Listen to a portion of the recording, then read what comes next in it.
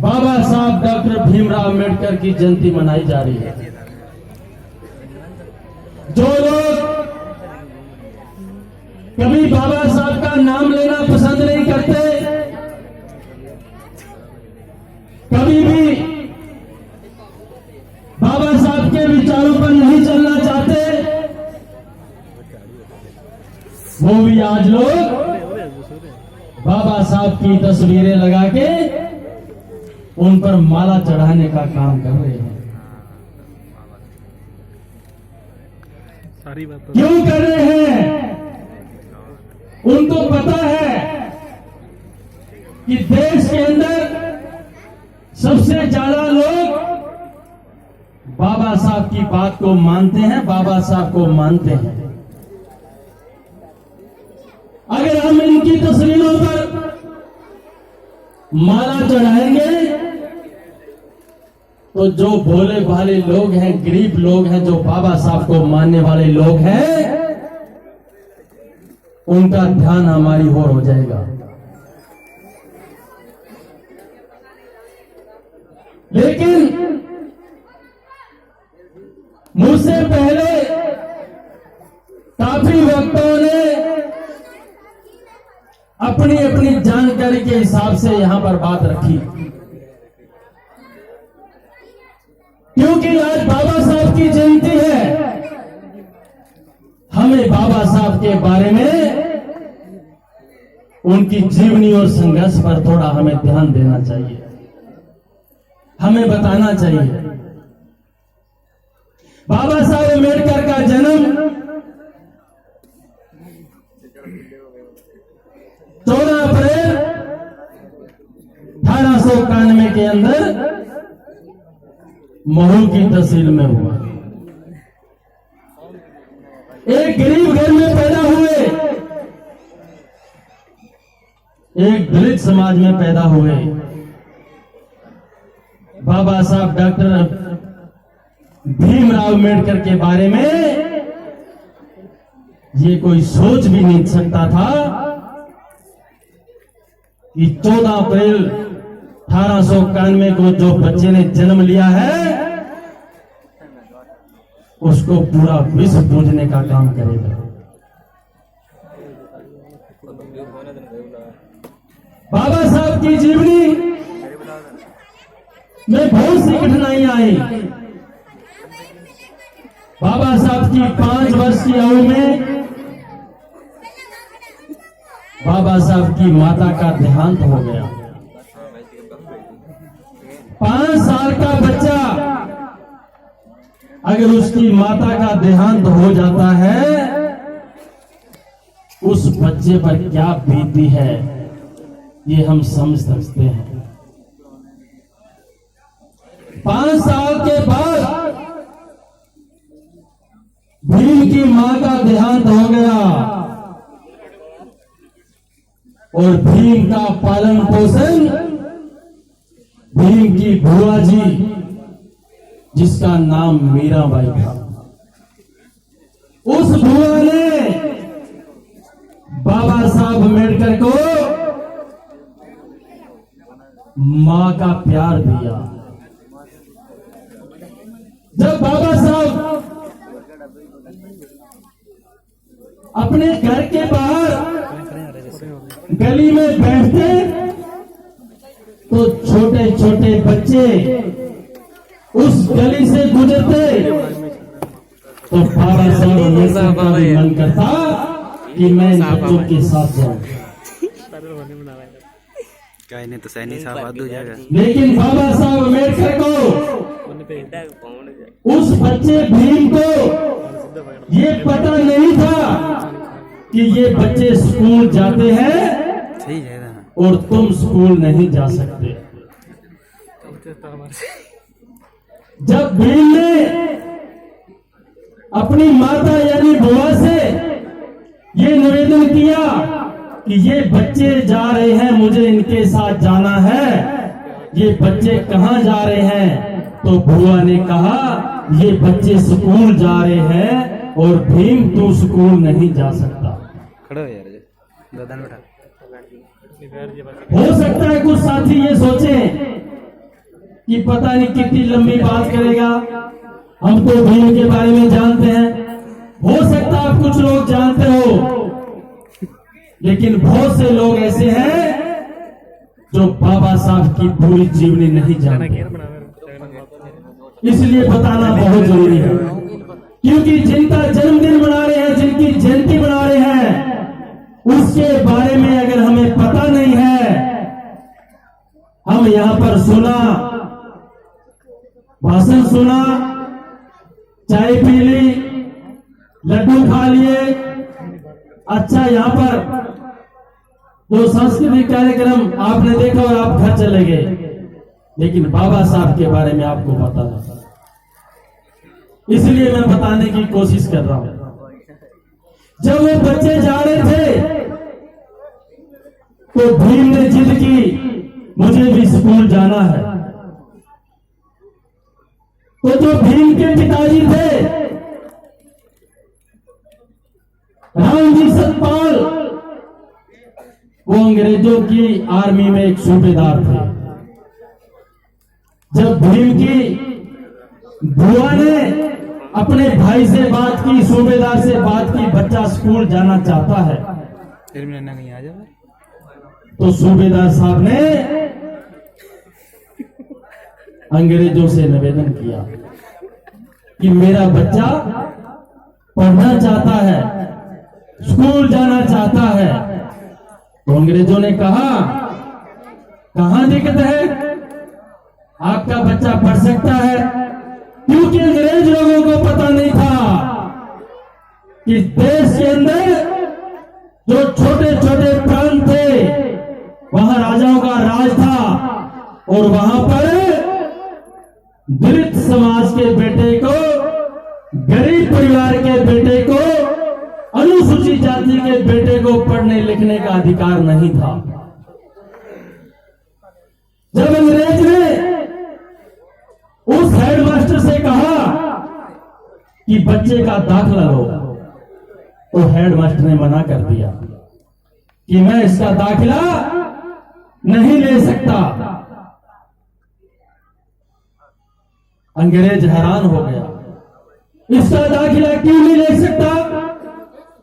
उस हेडमास्टर ने बताया ये छोटी जाति का बच्चा है, ये स्कूल में नहीं पढ़ सकता, इन पर पाबंदियां लगी हुई हैं। क्योंकि जो उस वक्त का संविधान था, जो मनु ने संविधान लिखा, मनुस्मृति, उसके अंदर लिखा गया था अगर शूद्र पढ़ने की कोशिश करे तो उसकी जीभ काट लो, अगर शूद्र सुनने की कोशिश करे तो इसके कान में शीशा पिघला के ढाल दो।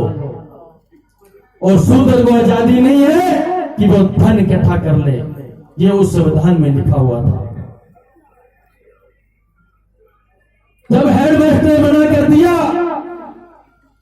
तो अंग्रेज ने डांट पिलाई और कहा तुझे नौकरी से निकाल देंगे। तो हेडमास्टर ने कहा ठीक है, मैं बच्चे का दाखिला ले लेता हूं, लेकिन हमारी शर्तें माननी पड़ेगी। छोटी सी उम्र में, 7-8 वर्ष की उम्र में अम्बेडकर भीम उस वक्त साथ गया। तो मास्टर ने कहा पहली शर्त यह है, बच्चा अपने घर से बैठने के लिए टाट पट्टी अपने घर से लेकर आएगा। आपको मंजूर है? बाबा साहब भीमराव अम्बेडकर ने छोटी सी उम्र में अपना छोटा सा नन्हा सा हाथ खड़ा करके कहा कि मुझे स्वीकार है। दूसरी बात कि आपको यहां पर पानी नहीं पीने दिया जाएगा, आप पानी अपने घर से लेकर आओगे। आपको मंजूर है? तो बाबा साहब अम्बेडकर ने यह भी स्वीकार कर लिया कि मुझे यह भी मंजूर है। तीसरी बात, आपको क्लास के अंदर प्रवेश नहीं करना पड़ा, करने देंगे। आपको पढ़ना है। जो बड़ी जाति के बच्चे चप्पल खोल के बाहर अंदर बैठते हैं, पंखे की हवा लेते हैं, आप उस कमरे में नहीं बैठ सकोगे, उस क्लास में नहीं बैठ सकोगे। आपको बाहर चप्पलों में बैठकर पढ़ना पड़ेगा। तो बाबा साहब ने ये बात भी स्वीकार करा। उस छोटे से बच्चे पर कितनी बड़ी पाबंदियां लगाई गई, 3-4 में उस पर क्या बीती होगी। अगर आज आपको एक व्यक्ति को खड़ा करके यहां कह दिया जाए कि आपको यहां पर बैठने की आजादी नहीं है, आपको नीचे बैठना पड़ेगा, तो कितना अपमान महसूस करेगा। पढ़ते नहीं। जब ये बातें बाबा साहब ने मान ली, तो उस हेडमास्टर ने बाबा साहब का दाखिला कर लिया। कुछ समय गुजर जाने के बाद छोटा बच्चा होने के कारण बाबा साहब डॉक्टर भीमराव अंबेडकर पहली क्लास में जब गया, तो एक दिन वो अपने साथ पानी ले जाना भूल गया। उस पानी की बात कर रहा हूं जिसको आप लोग नालियों में बहाते हो, बिसलरी पानी पीते हो, ठंडा पानी पीते हो।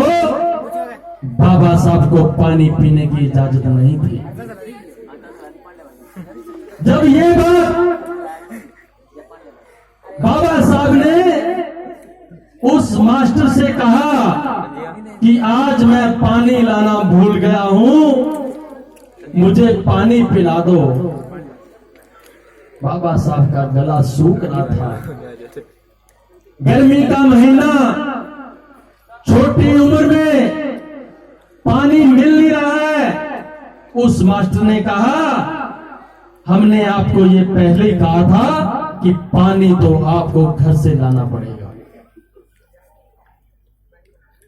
बाबा साहब ने उस क्लास के उनके साथ पढ़ने वाले थे, उनसे भी निवेदन किया कि मुझे पानी दे दो, लेकिन सब लोगों ने बाबा साहब को पानी तक नहीं दिया।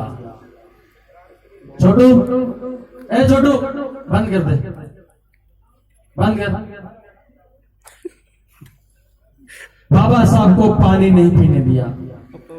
बाबा साहब का गला सूख रहा था, बाबा साहब रो रहे थे। छोटी सी उम्र में जब आधी छुट्टी की घंटी बजी, तो बाबा साहब अपने घर की ओर दौड़ा। जब गेट के अंदर गया, तो सामने बाबा साहब की मां, जो मीराबाई बुआ थी, उसको बाबा साहब माता जी कह के पुकारते थे। गेट में प्रवेश करते ही उस बच्चे के मुंह से आवाज निकली, मां मुझे पानी दो, मां मेरा गला सूख गया, मां मैं मर गया। मां का कलेजा फट गया। मां ने बेटे को सीने से लगाया और घर से पानी पिलाना शुरू किया। बच्चे को पानी पिलाया, मां रोने लगी। छाती से लिपटा हुआ बच्चा, जब मां के आंसू उस बच्चे पर बूंदें गिर रही थी, तो भीम ने आंखें खोल के मां से कहा, मां तू रो रही है? तो मां ने कहा, नहीं मैं रो नहीं रही हूं, ये तो मेरी पसीने की बूंदें गिर रही है। एक पानी के लिए हमारे इस महापुरुष को इतनी कठिनाइयों का सामना करना पड़ा। लेकिन हम लोग हैं, हर साल जयंती मनाते हैं, घर में बाबा साहब की तस्वीर लगाते हैं, लेकिन बाबा साहब के संघर्ष को याद नहीं करते।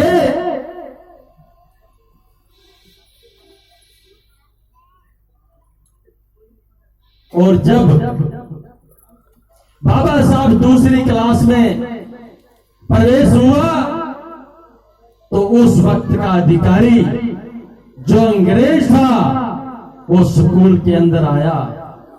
उसने आकर कुछ बच्चों से पूछा, प्रश्न किए कि बच्चों ऐसी कौन सी वस्तु है, ऐसी कौन सी चीज है जिसको तू छू नहीं सकते। एक बच्चा क्लास में खड़ा हुआ, उसने कहा ये आसमान है, इसको मैं छू नहीं सकता।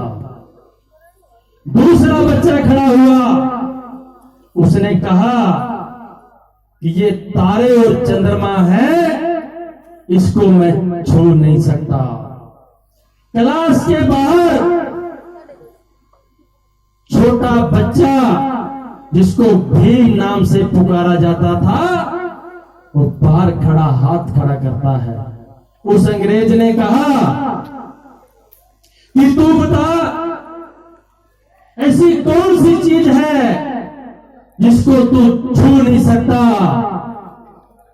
तो बाबा साहब अम्बेडकर ने भरे हुए गले के साथ आंखों में आंसू लेकर बाबा साहब ने उस मटके की ओर इशारा करके कहा, ये मटका है पानी का, इसको मैं छू नहीं सकता।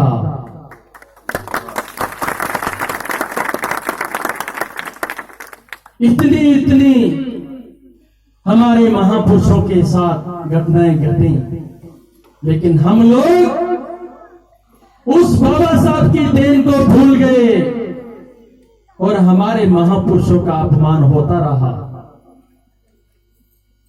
जयंती मनाने से कुछ नहीं होगा। अभी जगदीश जी बोलकर गए थे, हमें परिवर्तन करना है, सामाजिक परिवर्तन, सत्ता परिवर्तन के साथ साथ सामाजिक परिवर्तन करना बहुत जरूरी है। बाबा साहब ने इतने दुख कष्ट सहते हुए यहां तक कि बाबा साहब के बाल बड़े बड़े हो गए तो कटिंग कराने के लिए शहर में गए तो उस कटिंग करने वाले ने बाबा साहब की कटिंग तक नहीं की। क्यों? क्योंकि तू छोटी जाति का बच्चा है, तू दलित परिवार में पैदा हुआ। लेकिन हमारे बुजुर्गों को यह पता नहीं था, ये हमारे बाबा साहब के जो कदम कदम पर अपमान हुआ, उसी बाबा साहब का पूरे विश्व के अंदर नाम गूंजना शुरू हो जाएगा।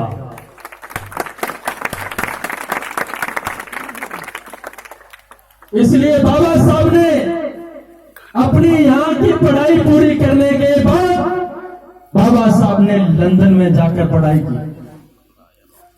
अब कुछ लोग ये भी कहते हैं, अगर बाबा साहब गरीब था तो लंदन कैसे चला गया, वहां तो खर्चा बहुत होता है। लेकिन एक प्रांत का राजा गायकवाड़, जिसने बाबा साहब का पूरा पढ़ाई का खर्चा उस राजा ने उठ लिया। उसके साथ बाबा साहब के साथ इस देश के 15 लड़के और गए। सबका एक ही मकसद था कि हम लोग ये जो गुलामी है, ये छुआछूत की बीमारी है, हम बाहर से पढ़कर आने के बाद इसको खत्म करने का काम करेंगे। जब वहां पर पूरी पढ़ाई करने के बाद वापिस अपने देश के लिए रवाना होना था तो बाबा साहब अकेले रह गए। जो 15 लोग थे उन्होंने बाबा साहब के साथ आने के लिए मना कर दिया, ये कहते हुए कि अम्बेडकर तू तो पागल है, तेरा दिमाग काम नहीं करता है, बड़ी मुश्किल के साथ इतनी हमने डिग्रियां हासिल की है, हम वहां देश में जाकर क्या करेंगे, यहां रहकर हम पैसा कमाएंगे, बच्चों को पढ़ाएंगे। उन्होंने बाबा साहब के साथ अपने देश में आने के लिए मना कर दिया, लेकिन बाबा साहब ने कहा कि मैं कसम खा चुका हूं कि जो मेरा समाज गुलाम की जंजीरों में जगना है, वो जंजीरें तोड़ने के लिए मैं यहां से हथियार लेने आया था, और हथियार लेकर मैं मेरे देश में जा रहा हूं, जाति जंजीरें तोड़ने का काम करूंगा। जैसे ही बाबा साहब हमारे देश में आए, फिर बाबा साहब के साथ वही हाल, फिर बाबा साहब के साथ छुआछूत। ऐसा क्यों? क्योंकि इस देश के अंदर हम लोगों को जीने का अधिकार नहीं था, हम लोगों को जीने का अधिकार नहीं था। उस बाबा साहब ने सिर्फ अपनी लड़ाई नहीं, हम सब लोगों की लड़ाई लड़ने का जिम्मा लिया। अगर मैं पूरी कहानी बताता रहूं तो पूरी की पूरी रात गुजर जाती है, लेकिन मैं 15 मिनट में 20 मिनट में अपनी बात खत्म करूंगा। जब बाबा साहब अम्बेडकर ने यहां पर आकर आंदोलन शुरू किया कि मुझे अपने समाज को बचाना है, तो बाबा साहब का साथ देने के लिए तो इस देश के हुक्मरान थे अंग्रेज, वो बाबा साहब की बात मानते थे। 1925 के दौरान इस देश के अंदर आंदोलन चला, अंग्रेजों को भगाओ, लेकिन बाबा साहब अम्बेडकर उस आंदोलन में शामिल नहीं थे। बाबा साहब चाहते थे कि अंग्रेज यहां रहें, क्योंकि बहुत से लोगों ने आप लोगों को गुमराह किया, हम लोगों को गुमराह किया कि अंग्रेज तो बहुत बुरे थे, लेकिन हम लोग कहते हैं अंग्रेज बुरे नहीं थे, अंग्रेज बहुत अच्छे लोग थे। अगर इस देश के अंदर अंग्रेज नहीं होते तो हमारे बाबा साहब को पढ़ने लिखने का अधिकार